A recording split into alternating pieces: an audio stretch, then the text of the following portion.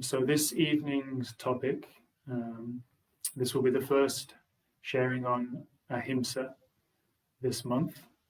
So throughout August, we will be sharing on Ahimsa, which can be translated to non-violence.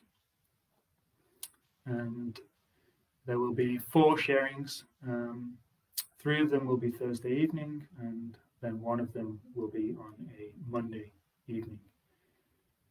So it's a very beautiful topic, and I'm very happy to be starting this month's sharing this evening. So a little bit about what I will cover today. So I will begin with a few words from Thich Nhat Hanh. He is a Vietnamese Zen master. In fact, I will refer to him on a few occasions throughout this lecture. So he's a Vietnamese Zen master and also a peace activist and global spiritual leader. So we'll begin with some words from Thich Nhat Hanh and then moving on to a short introduction. I will touch on how to practice Ahimsa, or also how not to practice Ahimsa, so without rigid or strict rules. And then I will share a few observations and reflections on a 1-week-long Ahimsa journal, a journaling exercise where I brought awareness to the practice of Ahimsa. So I will share with you a few insights from this practice, and then we will conclude. So to begin, I will begin with some words from Thich Nhat Hanh.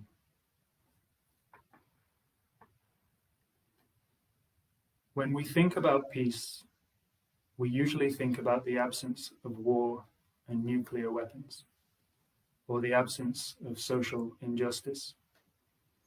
But I would like to raise a question concerning our ability to enjoy peace, even if peace is present. If we are not able to enjoy it, then what is the use of having peace? Peace is relative. Even if we do not have perfect peace, we can still have some peace right now in the present moment.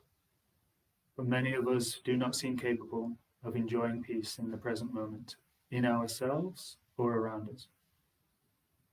Many of us find peace boring, and so we do things that create war. We drink cognac, for instance, in order to feel better when we feel bored with life, with the air we breathe, the sky above, the river that flows. And we need something else. But drinking cognac is not making peace, because cognac is made of grain, and many people in the world starve because they don't have enough grain to eat. The fact that we drink cognac means that we are not reconciled with the people in the third world, and therefore drinking cognac is not an act of peace. We do other things such as commit sexual misconduct and intoxicate ourselves because we feel a vacuum within ourselves and we want to fill it. By doing these things, we destroy our happiness and the happiness of our children and grandchildren. I think this is due to the fact that we have not developed the capacity of enjoying peace. We have to educate ourselves and our children to learn to enjoy peace. By enjoying peace, we make peace stronger and more real in the world. Practicing mindfulness in the present moment is the basic way of making peace and building peace. Peace is important, but we have to educate ourselves and our children to enjoy peace. Otherwise, peace will be boring. There are so many positive elements, peaceful elements within us and around us, and we have to live mindfully in order to get in touch with these, in order for us to have a joyful and happy life. Someone said, "Tai, when do I know that I am ready for the precepts?" I said, "The sooner, the better." So this is it's a really interesting extract from Thich Nhat Hanh, and he's just highlighting our inability to actually enjoy peace. So if you were to ask your neighbor or a friend or a colleague if they would like more peace in their lives, no doubt the answer would be yes. However, there seems to be this longing for peace, but when peace is there, well, peace is always available. There is this inability to be at peace simply because we find it boring. And yeah, this is somewhat true. This is why our mind can get particularly agitated during meditation, is because the first 5 minutes or so might be very peaceful and quiet, but after a while, it's as if, our mind becomes bored and therefore kicks in and kicks up quite a fuss or a noise. So Thich Nhat Hanh is not just highlighting this necessity for peace, but in order to have peace in the world, we need to learn to enjoy peace. And at the end, he says, he's asked the question, when do I know that I am ready for the precepts? And the precepts are, one of the precepts is Ahimsa, or not killing, as well as 4 others. And he says the sooner the better. So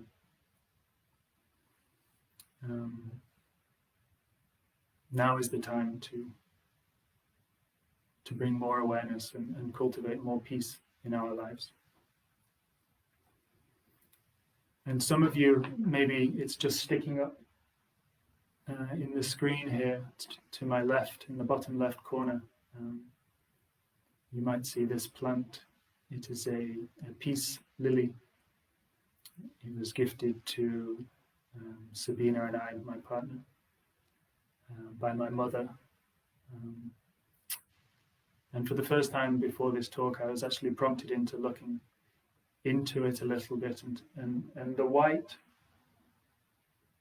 part here is symbolic of a white flag. So this white flag of surrender between 2 enemies on a battlefield.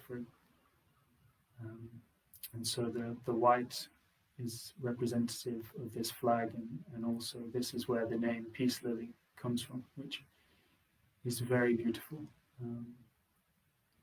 And we can also say that the Ahimsa is very much so this waving of the white flag between ourselves and other human beings, animals, plants. It is almost making a truce with not just ourselves, but everything around us.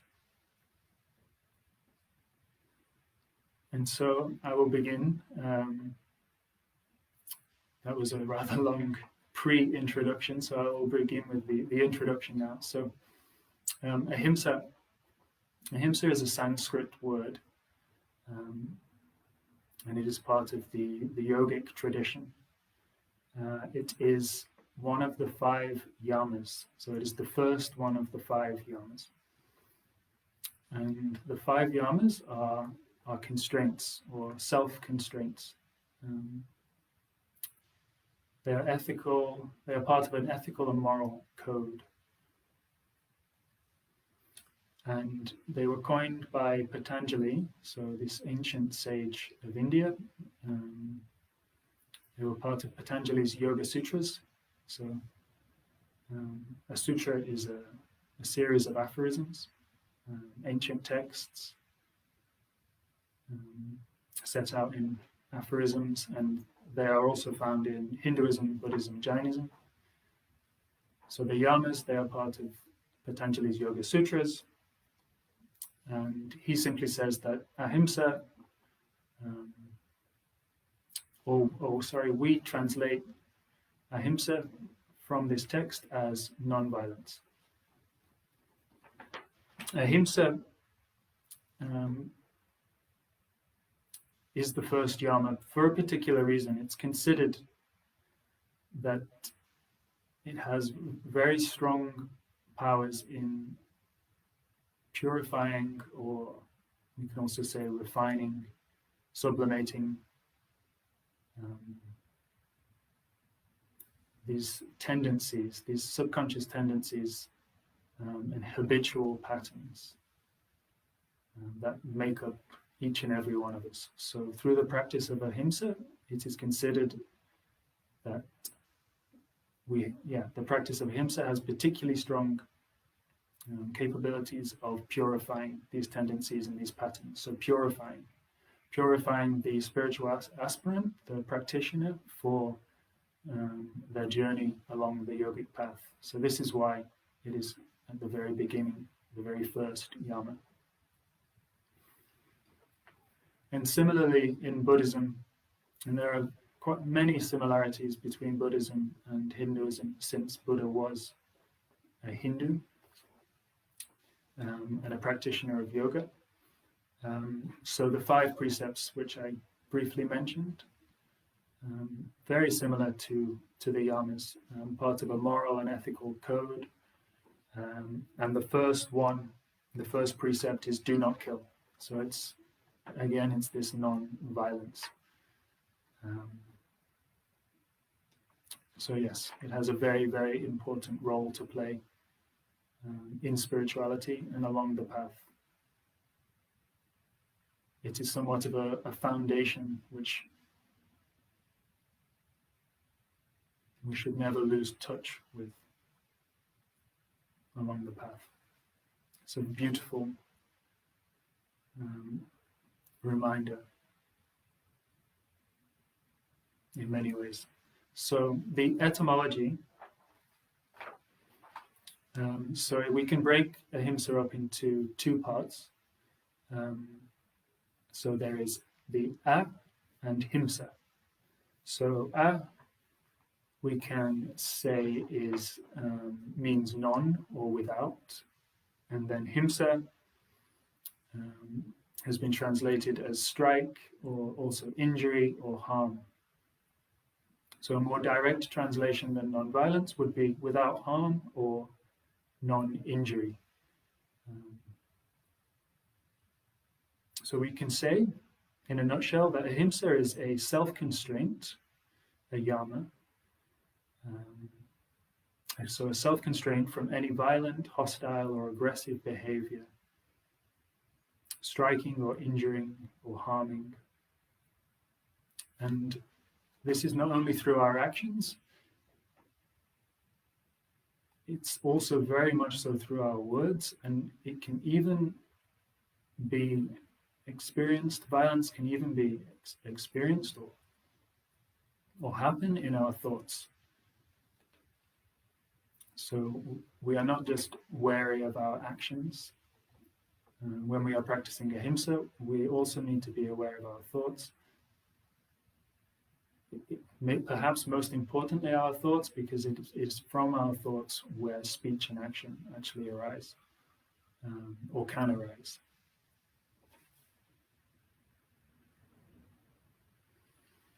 And so ultimately, through this constant practice of Ahimsa, or moving in this direction of non-violence, we purify these violent tendencies or patterns that we have built up, that have been conditioned within us over the course of our lifetime. We purify these tendencies and patterns to an extent where Ahimsa is no longer a constraint. So we are no longer feeling this constraint of having to sort of fight against being violent. Ahimsa becomes more of a natural virtue which permeates our being. So when we have been practicing Ahimsa for a while, the practitioner, they start to radiate peace, calm, compassion. And this can be experienced just like being in the presence of a very, very violent person without them even having to do anything. just being in that person's presence, you can feel that other person. You feel uneasy, uncomfortable. And so somebody who has purified themselves to an extent where these tendencies and patterns no longer exist, we can then also, when we're in their presence, feel a sense of calm. We feel at peace. And so how do we practice ahimsa? So briefly, I will say that ahimsa it's not to be practiced with rigid or strict rules. So it is not that we are saying this is right or this is wrong, you should do this or you should do that. It is more about attaining this shift. We are moving away from our personal interests. And instead of acting from thoughts, from judgments, from fear, we are moving down from the mind and we are acting from our hearts. So when we act from our hearts, we come with kindness, with empathy, with compassion. And we act from this intuition or wisdom of our hearts. So it is a shift from personality, from ego, from mind. Instead of acting from these thoughts, these judgments, we are acting with love, empathy, and compassion, with intuition from our hearts, from a place of presence. And this is because each situation in life is unique. So we cannot really say that anything is right or wrong. Of course, some things are clearer than others, but even still, there are so many subtleties taking place in life. And because of this uniqueness, we just cannot place any rules, any rigid rules. So what we are looking for is more of a commitment towards ahimsa, a commitment towards non-violence, and carrying that commitment into everyday life, into our experience, regardless of our emotions. So regardless of what's going on, whether we are filled with anger, filled with rage, ahimsa can be an anchor. So there can be all of this madness going on. Very intense emotions, but the whole time there is this anchor of ahimsa, of non-violence. And to elaborate a little bit on this, I will again move to another few paragraphs from Thich Nhat Hanh. And he says that the more we practice and study the precepts, the more we understand their depth. So the first precept, so here he is talking about ahimsa, the first precept, not to kill, is not easy. And no one can say that he or she observes it perfectly. If we are mindful in trying to practice this precept, we will see that we may be unintentionally killing people, animals, or plants. Things are interconnected. When we eat grapes or drink coffee, we may think that it has nothing to do with killing, but that is untrue. Coffee beans and also grapes, they are plucked from the tree. And this is considered to be killing, unless the bean or the fruit has fallen to the floor. In some traditions, plucking fruits from the trees is considered harmful. So here he says, when we eat grapes or drink coffee, we may think that this has nothing to do with killing, but that is not true. Sometimes we do not speak out against killing, and that is also violating the precepts. Do not kill, do not let others kill. It is very difficult. You cannot do it perfectly. To practice the precepts mean you have the intention to go in the direction of not killing. No one, including the Buddha, can practice this precept perfectly. He told his disciples not to travel much during the rainy season in order to avoid stepping on tiny living beings. They were trying their best to avoid killing. Trying to be nonviolent is like looking up at the North Star in order to go north. We do not intend to arrive at the North Star. We only want to go north. That is the spirit of the precepts. We want to go in the direction of non-killing, non-violence, and we make a little progress every day. We have to try all our lives in order to understand the precept better and to practice it better. This precept needs a lot of study and practice. It is not as easy as you may think. Trying to go in the direction of the precepts, we become a shining light, and people will follow our example.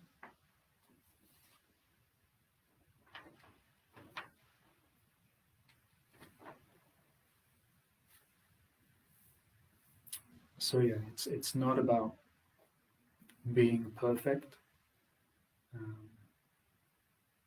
with the practice of Ahimsa. However, it is making a commitment to the practice and moving in this direction, this non-violent direction, and gradually and slowly, with this balance between effort, between acting and non-acting. Slowly these tendencies, these violent tendencies within us, these patterns, will start to fade away. And it will be replaced with more loving attitudes, we can say. And so I will now quickly move on to the journal exercise that I did. So about 2 weeks ago now, I started a 1 week long exercise where I brought an increased amount of awareness towards violence in my life, and I just want to share a few of these bits with you. So first of all, I will touch on a few questions or contemplations that came up throughout the practice, and I'll just read them out, and perhaps they will resonate with you somewhat, or you might think, oh, I've never thought that to be an act of violence. Of course, violence is a very vague word in that there are very extreme forms of violence, and there are also very subtle forms of violence. And we really need to make an effort to be aware of the entire spectrum. So things that came to mind, like, is poor hygiene violent? So washing your hands after going to the toilet, the potential to pass on harmful germs to another person. Is washing vegetables violent? Again, the potential to pass on harmful germs and bacteria to another person, but at the same time, through washing vegetables, we may kill lots of tiny little animals, bacteria, microbes. Am I violent in what I consume? So, for example, buying from Amazon and or other companies who underpay their employees and have terrible working conditions. Is this a form of violence? Is consuming animal products a form of violence? Is eating meat a form of violence? And this is where we need to be aware of the interconnectedness of the entire planet, the entire universe. So every morning when I put a little drop of milk in my tea, do I ask myself where this milk has come from, and do they treat the cows ethically on this farm? just because you're not the one directly treating the animal, milking the animal, and you're just drinking your cup of tea and reading the newspaper, this does not exclude you from the act of violence. And then at the same time is a lack of nourishment. So if we're not getting the right nutrients, is this a form of violence? Is a lack of sleep or too much sleep violent? A lack of exercise, a lack of conscious movement or meditation, is this violent? Is spending too much time in front of a computer violent? And then many things regarding the environment and the impact I have on the environment, such as, can I eat more local fruits and avoid eating things like bananas imported from Colombia? Becoming aware of the products that have palm oil in them, which are so many products, and palm oil contributes towards the deforestation of the homes of orangutans. You know, one day will we be sitting here, or generations from now will they be sitting here, and there's the last 2 male orangutans left, and another species faces extinction. Yeah, the use of natural detergents, what temperature to wash my clothes on, the correct disposal of waste and recycling. So these are just a few observations that came up, some of which I was already aware of, and others were new things that sprung up.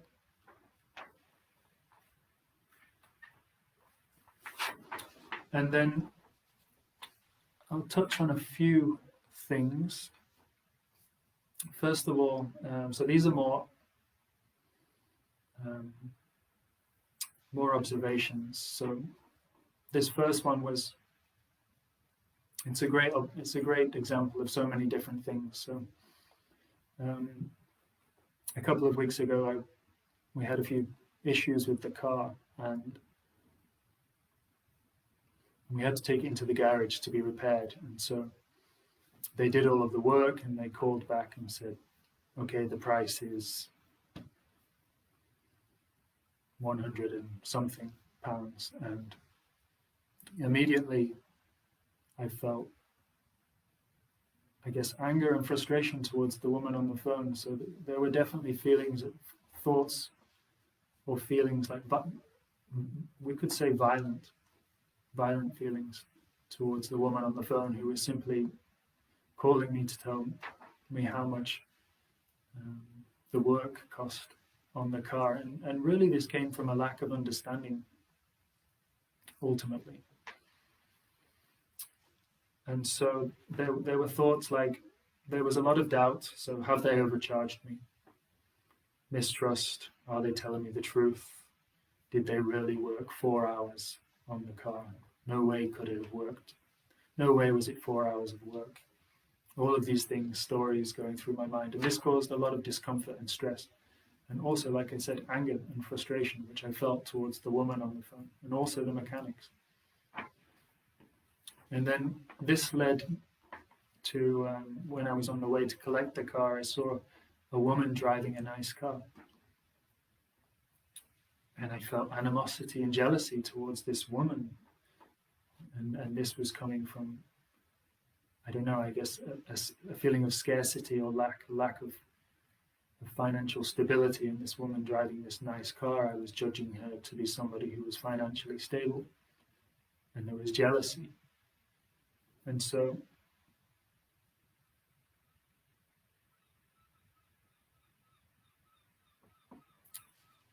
all of these judgments and all of these stories and this kind of like protection, this personal protection, protecting my personal interests, we're creating a lot of separation and anger, frustration, jealousy, all of these things. This was not speech or actions. These were thoughts within me and feelings within me that were completely out of control. And so then, when finally reaching the garage to collect the car, I spoke to the two mechanics, gained a better understanding, and all of a sudden there was an appreciation for the work that they'd done on the car. And this appreciation that was lacking throughout this entire experience, this lack of appreciation for the receptionist who called me to tell me my car was ready to be picked up, this lack of appreciation for the two mechanics who'd worked for 4 hours on my car to fix it, was missing throughout. And I realized that I was judging these guys, the worth of them as people, on what they do. So this was quite revealing.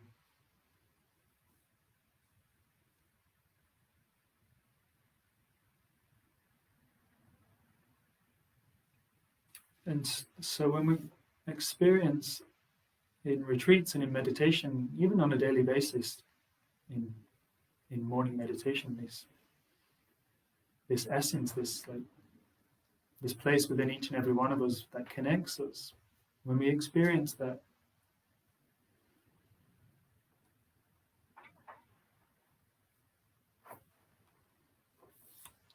we also recognize that this essence is not just within us, but it is within everything, with each and every one of us. There is the Sufi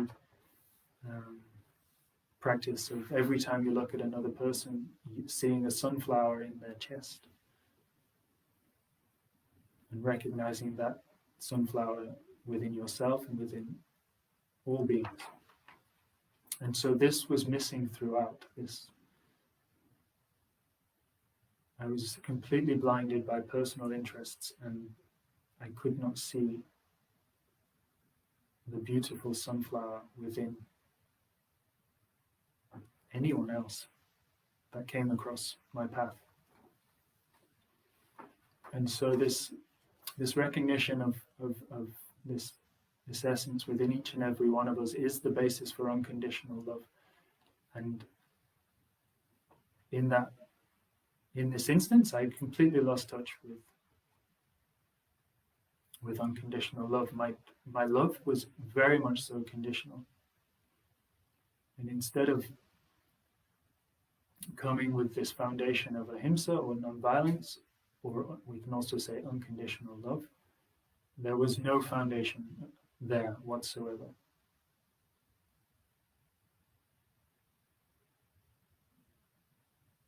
And this created a lot of violence in many different ways. And so last month's topic was integration, and this was a beautiful example of where there is still a lack of alignment between these depths that I have touched through spiritual practice and insights, and through this conditioning of life.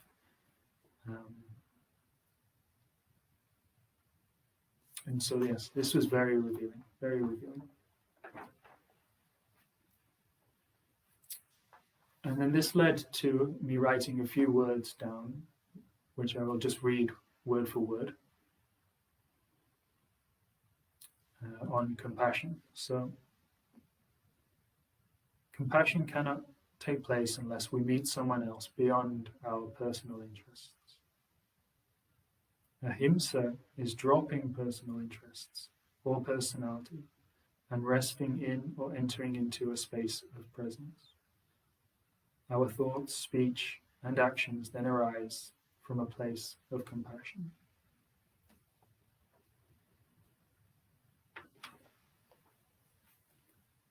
And so if we cultivate the practice of ahimsa more and more and more, then it allows us to, it offers this stability or this anchor, this constant remembrance of this space within each and every one of us, this space of presence, it can anchor us there, and then from there we can act. And that doesn't necessarily mean we say yes to everything. This is not compassion. It simply means that we maintain an openness of our hearts. There is a foundation of appreciation and love and compassion for the other person. While at the same time, if you do disagree with something, whilst maintaining this foundation, you can also say, no, that's not right. Can you explain? I don't understand. I disagree. The most important thing is maintaining this foundation throughout our experiences.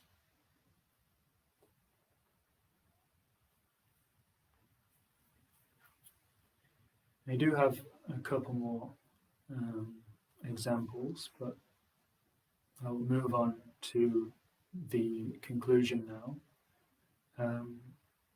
since time is passing by. And again, a few more words from Thich Nhat Hanh, just one paragraph this time. And he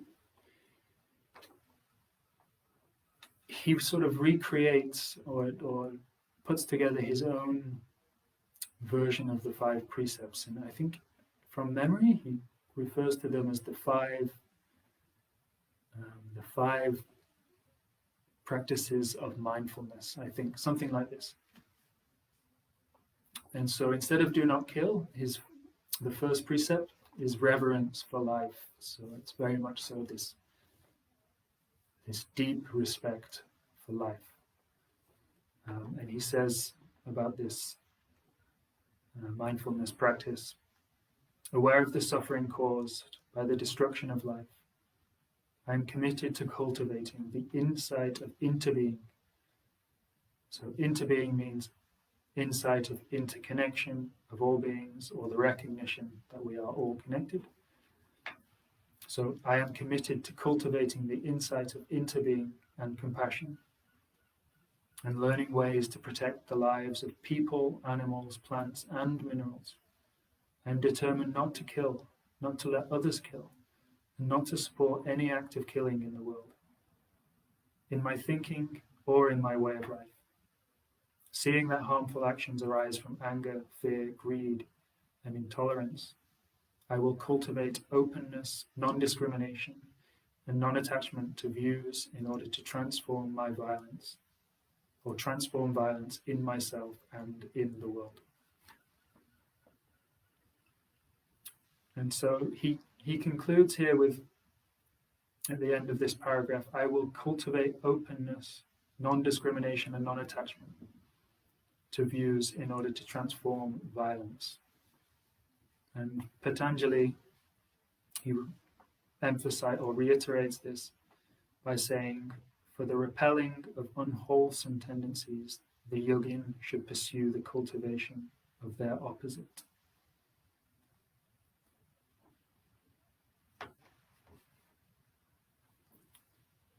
So as a practice, we can cultivate the opposite, so love, compassion.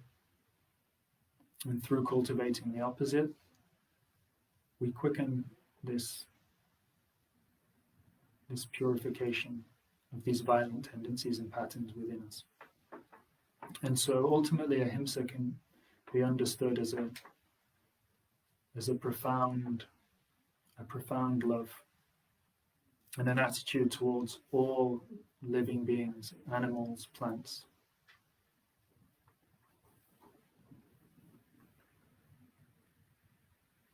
It recognizes the connection between each and every one of us, this interbeing, this fundamental essence that pervades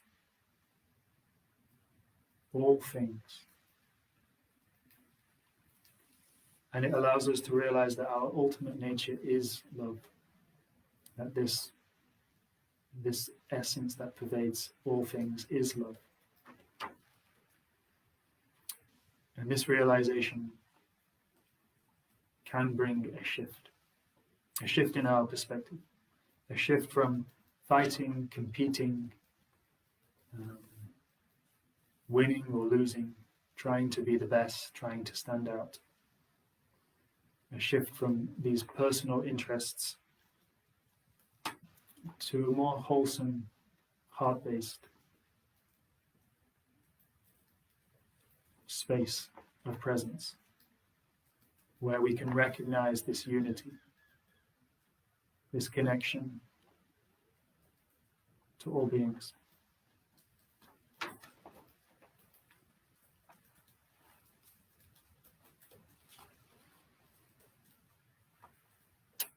And so I will conclude there. I actually thought, for some reason the talk was 40 minutes, but it's actually 30. And we've now been going 45 minutes, so oops. Sorry to take up your time. But if there are any questions, then I invite them by writing in the comments box.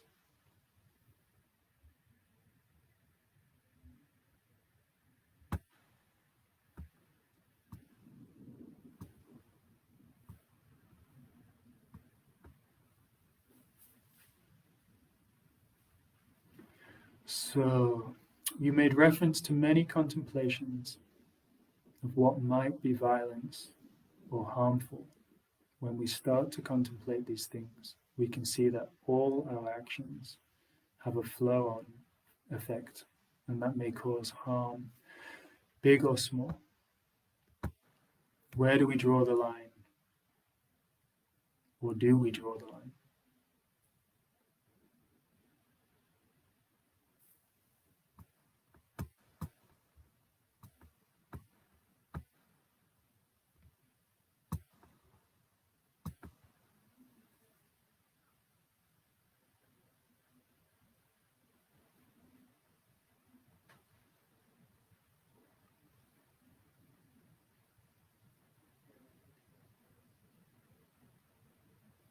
Sorry, I'm just going to read this question one more time.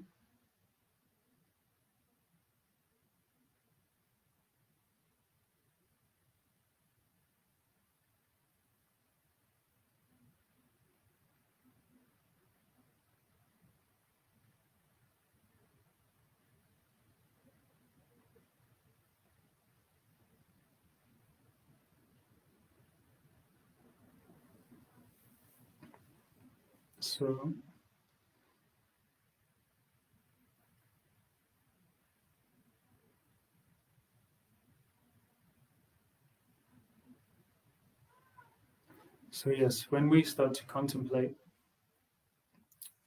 our actions and really look into whether there is violence or we are harmful in our actions,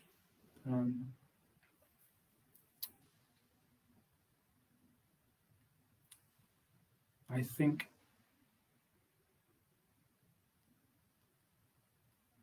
when we act, it is impossible to act in a completely non-violent way.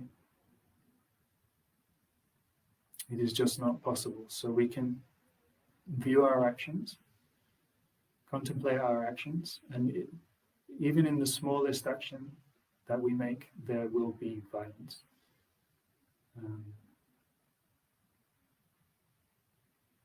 It's like Thich Nhat Hanh said with Buddha.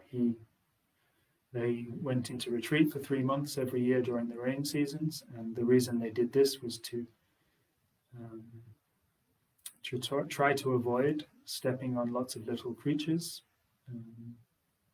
because there are more creatures during the rainy season. However, the monks will have had to, they won't have just stayed in bed, let's put it this way. And by staying in bed and not moving, this would also be violent. So when they get up and move, even though they're making this effort during the rainy season to retreat and not do very much, they still act, and through these actions, I'm sure they, walking from their room to the meditation hall or to the bathroom, they will stand on some bugs at least once in the 3 months. So,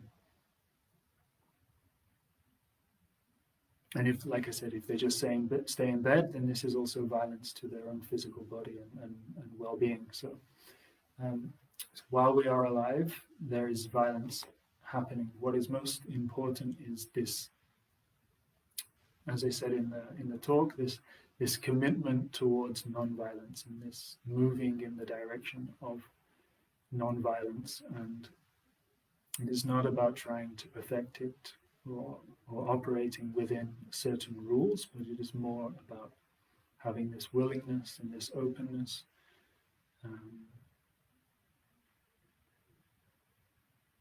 to constantly have this foundation of non-violence, this foundation of unconditional love and compassion, always there. And from this foundation, we act from this foundation. And if this foundation is missing, we bring it back. We bring it back until this foundation is something that we naturally have within us all of the time. And I hope that answered your question. One more question from Jimena.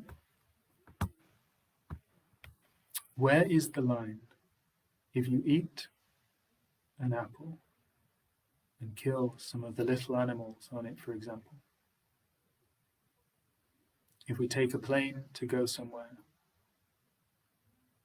if we judge ourselves, are we destined somehow to be violent in some level? Can we really be one of, same question. Yeah, it's I think this question is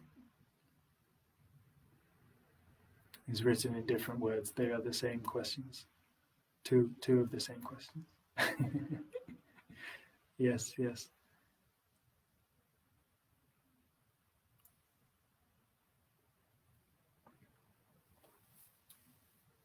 So no, I don't truly believe that we can be perfect in our practice of ahimsa.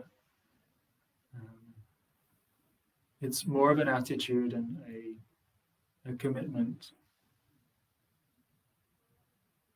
and installing ahimsa as a foundation, as a place within us from where we act.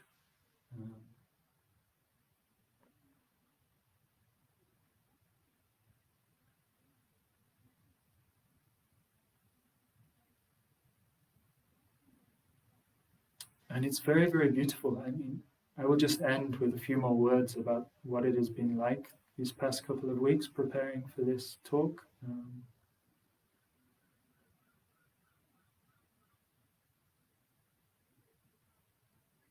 It really has allowed me, just simply by bringing awareness to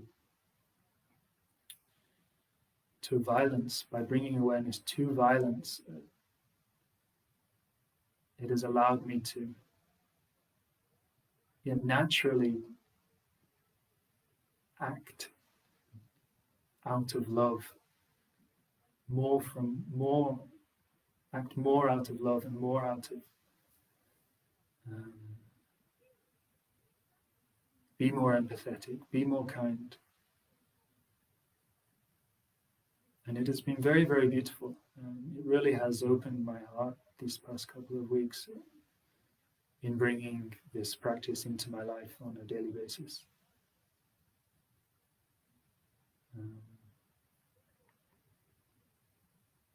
So bringing more awareness to non-violence, naturally more compassion, more love has arisen within me.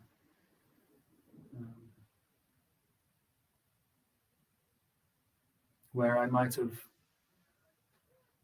usually gone into old thought patterns and judgments, I've been connecting towards how I'm feeling, and not getting lost in thoughts, and just connecting to what I'm feeling. And when we connect to our feelings, we are connecting more to our hearts. When we connect to our thoughts, there is more separation and more judgments. And so, yeah, anyway, this practice, this contemplation on Ahimsa has been very, very beautiful this past couple of weeks. And I invite you all, even if it's just for a day, to bring more awareness to your thoughts, self-deprecating thoughts. I'm not good enough, I'm not worthy. This is another form of violence, very prevalent in the West. And if you can bring awareness to it for a week or even a month and keep a journal, then it's a very beautiful practice. And keep coming back to it, because it is the foundation of not just of yoga and Buddhism. Why can nonviolence and cultivating peace and enjoying peace, being at peace, not really be this foundation in our life constantly? So thank you, everyone. Thank you for joining.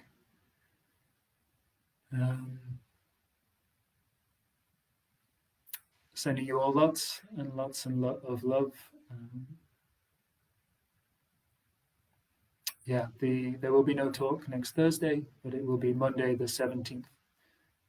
So hopefully you can join us then. And yeah, as I said, between now and then, I invite you to contemplate Ahimsa on all of its different levels and subtleties. Gross forms of Ahimsa and also more subtle forms of Ahimsa, and the consequences of our actions way beyond ourselves. For example, when we are bored, instead of finding peace, sitting with a tree, or the sky, or the clouds, perhaps we overeat, or smoke a cigarette, or drink some cognac, when the grain that makes that cognac could be going towards starving people in Africa, or even the money that it costs to buy that bottle of cognac could be donated towards a third world country. So contemplate these things between now and then, and join us in roughly 10 days. Namaste.